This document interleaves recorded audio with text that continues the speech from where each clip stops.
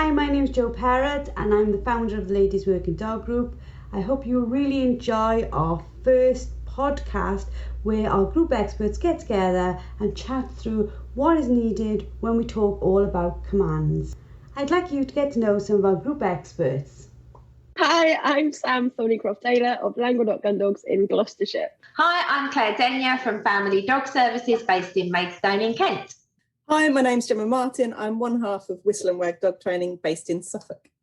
Hi, I'm Emma. I run Cunning Shot Dog Training based in Leicestershire in the East Midlands. Okay, ladies, I want to know more about cues and commands. So for me, when you look at training a dog from a puppy, there's so much involved in it. You are teaching the dog by association, cues and commands and release words, and you're pairing all of that with actions and behaviours so that the dog, who obviously dogs don't speak English, but we use that technique to communicate with the dog. When I first started out, I generally thought there was like the least commands you had, the better, right? And now I've found that I put more commands in. I would have used far less, and now I use more because I want to explain to the dog more what I wanted to do. But on the same way, I've lost commands as well. Like I used to say, sit, stay. I don't put stay in anymore because sit means sit, and until I tell you something else, don't do it. In our hot mishandler, we have sit, we have stay, recall. People say get out or go back or get on. Like where should we start? There isn't a manual of like what the command should be, is there? I think it's because there doesn't necessarily need to be a manual of commands. You can use anything that you want as long as you're consistent with them.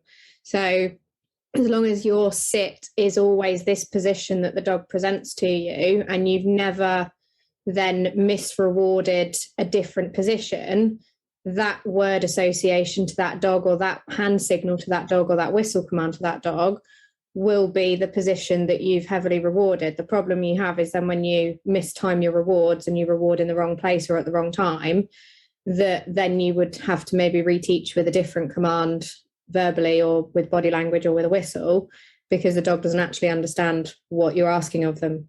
And also what you find is when people get frustrated when they're training the dog, they tend to change their cues or their commands or get flustered with what they're saying, which can be even more confusing for the dog. So people will say sit, and that becomes I said sit there, and that's just one like really brief example of owner frustration, then creating real confusion for the dog with what the dog's being asked to do. So I think a clear one of that is when people start saying sit down. And it's like, are you teaching your dog to sit or go down? And the dog just looks blank and doesn't do either. And the owner can't understand why. Or they have get down, which is actually when they jump up at something, they say get down. And it's like, well, down to the dog means something different. So you actually want them to get down off the side and lie down, or do you just want them to get off the side, in which case you'd probably need a different cue. Also, what you have is when multiple families train the dog, you'll have them slightly using different words. And the biggest one I see is people saying, heel, please, or sit, please. Yeah. Again, those words, the additional word on the end of that can completely change the cue for that dog as well. Do you know when you were saying now about like when you reward cues as well? I have found with Buddy, because I've heavily rewarded sitting in front of me to give me the dummy, I now, when we walk in, like heel work is getting great. I say to him, sit. He sort of like runs in front of me and sits. And I'm like, sort of, because you are sitting, but like I would have liked you to sit where you were. So it is hard, isn't it? Because he's doing in his head what he thinks is the right thing, but it's in the wrong place at the wrong time. So you can see why people get like really, really confused on what I need, where do I start? Is it a case of you start off with one cue at a time and then add them? I think it's actually also how kind of pedantic you are about it. Like for me, sit means sit wherever you are when I cue it or command it, regardless of what's going on, which eventually obviously becomes your emergency stop or your stop whistle as well, because eventually you transfer it over to that whistle. And that would mean sit wherever you are. It doesn't mean come in and sit in front of me because that's been heavily rewarded.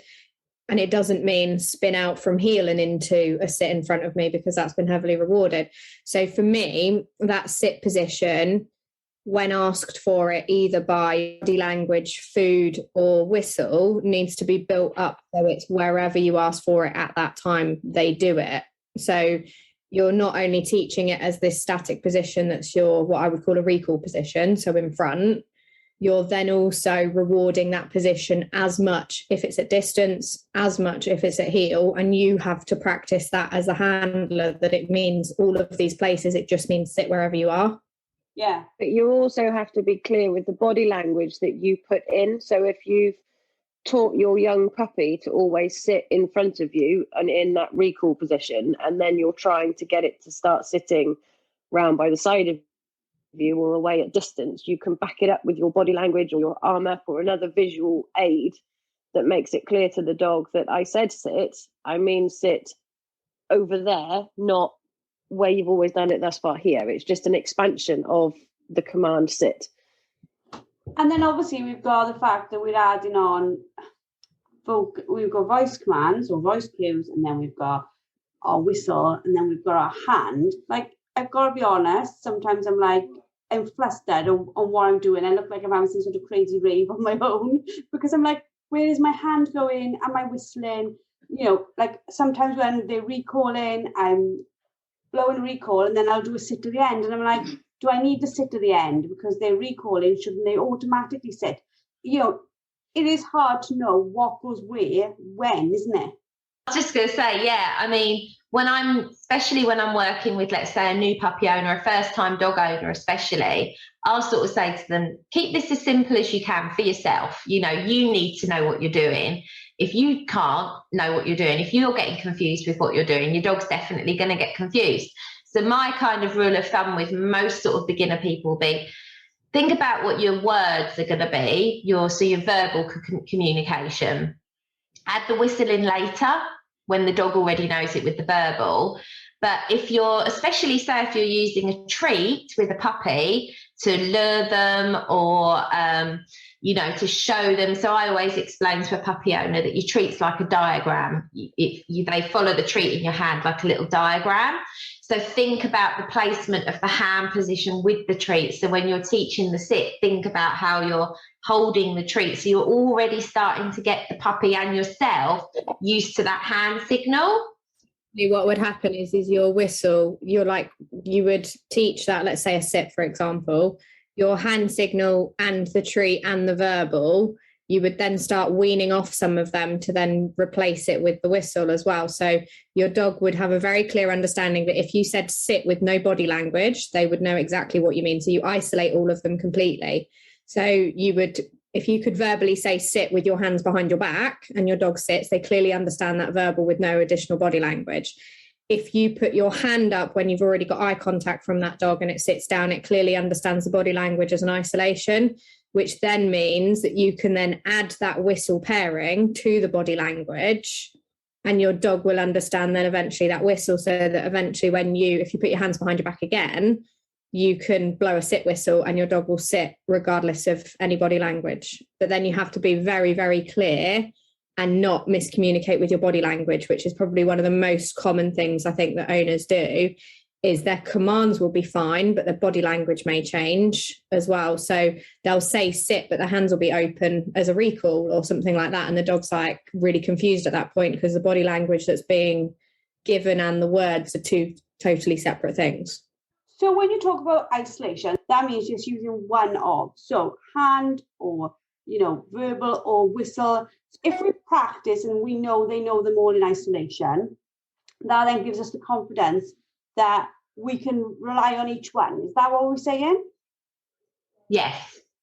Once we've got a dog listening to commands and we're happy with whatever those commands are, whatever we wanted them to do, and we know that we might add some in and take some away depending on what the situation, you know, as you go on further and you get more confident and you want to go onto the stage, nobody wants to hear you on the stage shouting, sit, stay, yeah, whatever. And nobody really wants you blowing the whistle like a crazy person. So where does it start going from like all those things to a more subtle use of just one?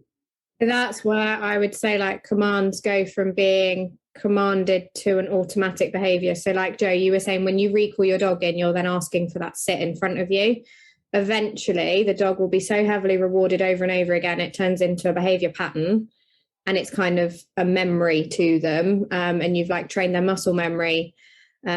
Easiest way to do it is to explain it is probably with a retrieve. Like if you add your recall whistle in once a dog's picked something up and is on its way back to you, you add your recall whistle in, eventually you can wean off that recall whistle, because a dog will realize, right, every single time I've had something in my mouth, I go back to my owner and I go and find my owner and I'm rewarded for it. So you can then take off the recall whistle and your dog will still display the same behavior because it's almost muscle memory by that point.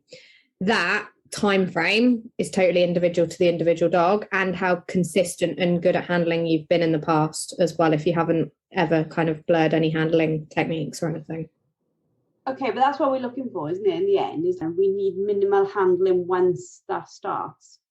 Yeah, for a scene retrieve for an experienced dog that's had the correct cues added in and then weaned off correctly at the right time, you would only really maybe not even necessarily line them out if they've marked it. You'd just say their name and whatever release command you've got, and then the rest of it should be complete silence, because the dog should have the mark on it, run straight out to that retrieve, pick the retrieve up cleanly, bring it straight back to you, sit, deliver, and then even sometimes finish, because that's the behavior pattern that's been taught to them over and over again, and it's now muscle memory. I was going to say, and the thing is, they learn patterns of behaviours really quickly. So if you've got a really switched on dog, you have to almost be careful sometimes with what you're teaching them, don't you? Because they learn patterns of behaviour so quickly. So for me, I find with some dogs, I need to actually change routines quite regularly to stop them preempting. So there are certain things like Em was just describing with the retrieve, where we want them to build that muscle memory and we want that to be the flow. And I described it to a client the other day as saying, the retrieve looks, a polished retrieve looks so beautiful.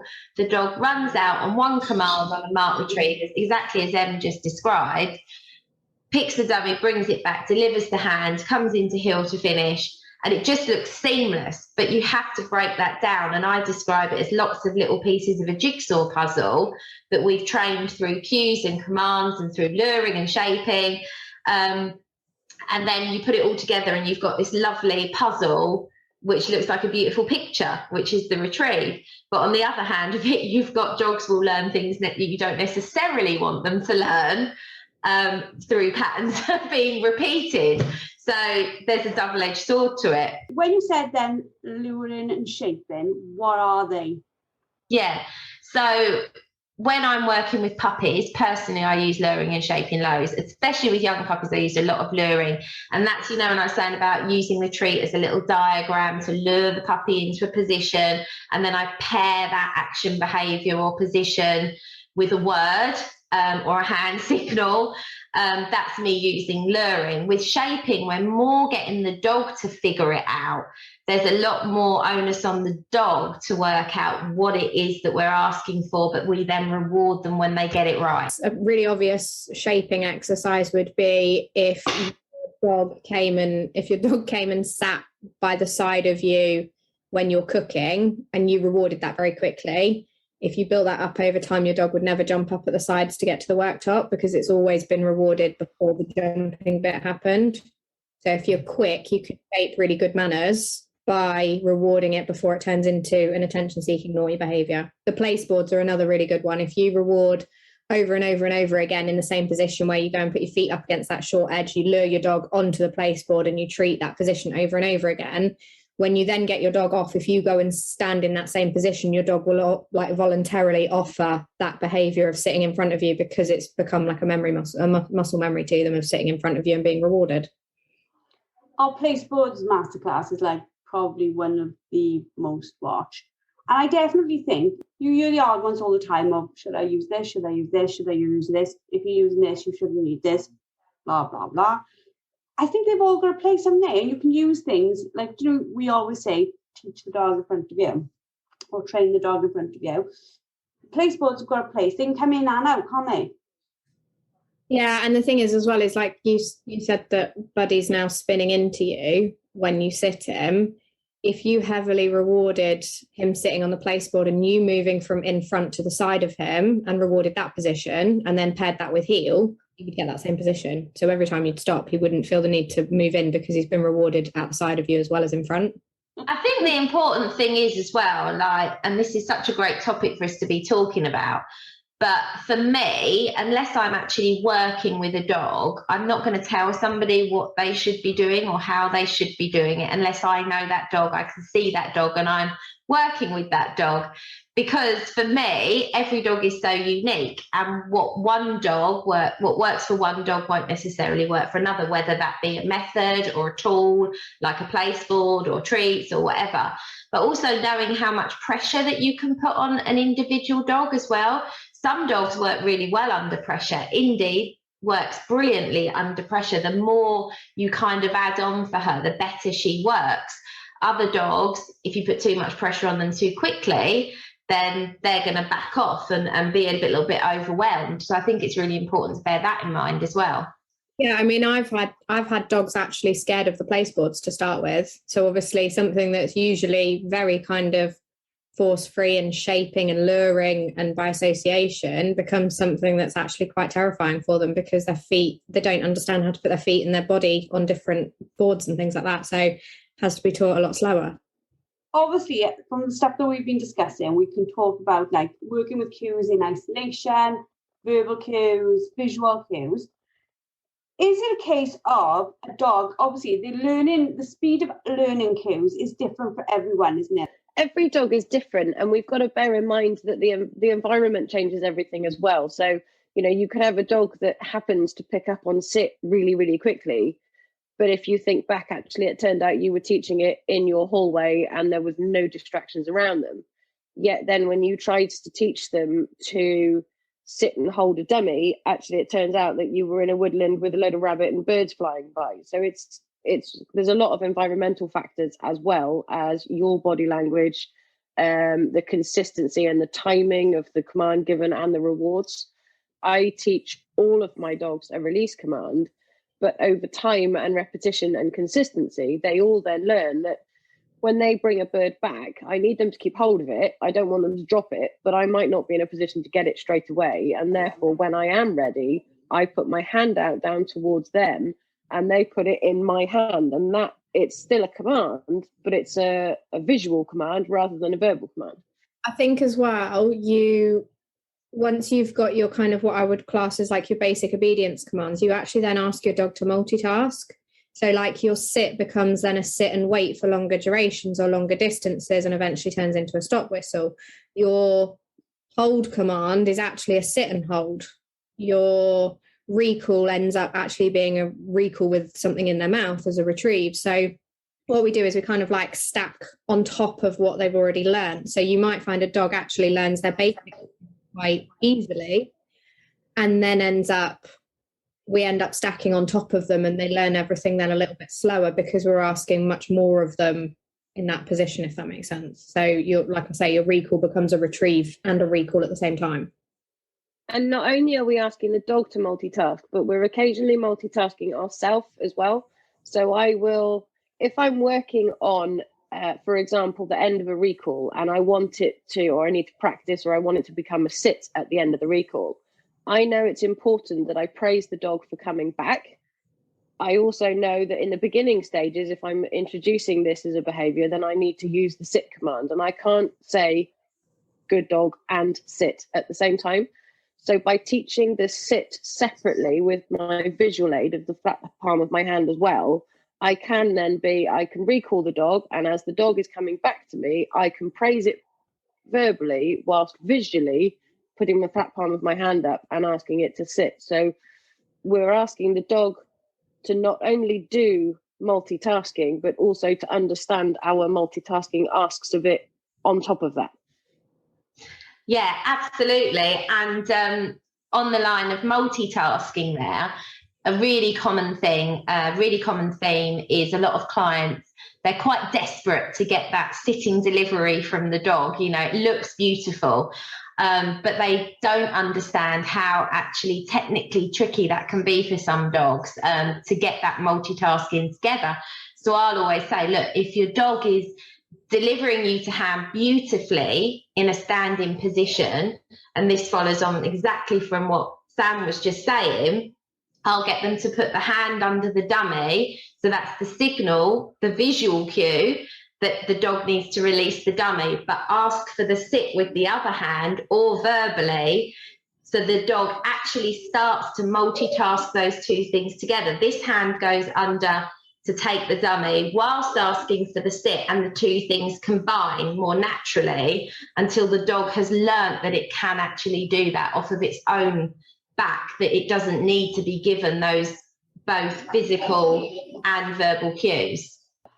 Okay, so we've talked a little bit about like cues we can use, whether a cue or a command, how we can teach them, in isolation, how there's like loads of stuff that we've already talked about. It's been a really jam-packed podcast. What happens though, let's just finish this conversation on what happens if you like really mess up a cue. You've not been consistent with it, you made it mean something else by accident, and the dog's not responding. Once we've poisoned a cue, what should we do? So poison cues can be for multiple reasons. It can be that you've maybe got a rescue dog and it's got some sort of negative association to it, or it could be that you've maybe either overused it or rewarded at the wrong time and things like that. So probably the most common one that I come across is heel, because an owner will say heel at the same time as the dog's lead is tight, which obviously doesn't mean that. So heel to me is a loose lead or off lead at my side, and it's a very structured position. I don't want their shoulders any further than my leg, basically. So that for me is where their target position is, and that's what I would teach. If the dog doesn't understand that and heel's been paired with a dog pulling in front or being behind or being out too far away from you, or with this lead tight, what I would probably do is I'd probably assess whether I think that there's some sort of recovery with the same word, or completely change it to a new command. So often I change heel to close, with quite a lot of people that have done it by accident, or maybe walk their dogs on harnesses that have then been really, really far out in front of them. So we then teach it completely separately again. So you almost go right from the ground up, teaching it as like a static position, heavily rewarded with that new word association, as if they basically don't know that command at all or that position at all, and make sure that that person, then the handler, is very, very consistent with when it's obviously praised and how it's praised as well. That's absolutely fascinating me now. So I haven't even thought about this at all. So they pull in, you're going heel, heel, heel.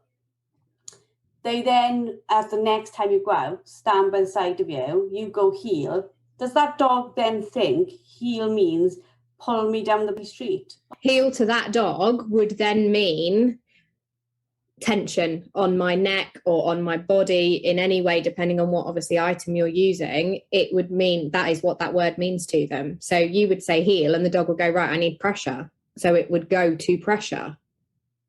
That's completely like, every time we have these conversations, something blows me away. That's like massively blown me away, because I hadn't really thought about that, because then they go back into pulling and then we're like heel, heel, heel. And the dog's like, am I not heeling? That very commonly in heel work, a dog will get out in front and the owner will pull the dog back while saying heel, but it's not been clear to the dog at what point heel was. Was it when I was out there? Was it when I was next to you? Or was it when I was halfway in the middle? Which is why you need to be really consistent with not only the command or the cue that you give, but also the timing and the position and everything as well. I think as well, what also people do, and I see this an awful lot, is they'll wait for their dog to be in front. They'll then check the lead or get them to come back to them saying heel at the same time, followed by good girl or good boy.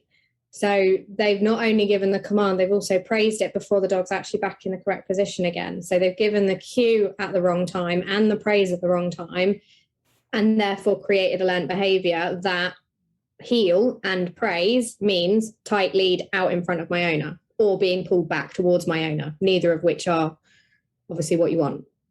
Okay, so that's our podcast on cues and commands, sort of wrapped up. Loads more to see in the Hot Mess Handler, loads more to see in our master classes. Anybody want to say anything to wrap us up from this lovely podcast? Claire? Yeah, definitely. I think really the takeaway from this is remember that your dogs don't speak English. Remember that 80% of dogs' body language is non-vocal. Dogs are good at communicating without vocalizing. And remember that they read your body language, your hand signals, your facial expressions, even your gaze, you know, where you're looking. And it's really super cool. So just bear that in mind. Lovely. Thank you, ladies. And that's this podcast done for this week. We look forward to speaking to you all and for our listeners to listen in next week.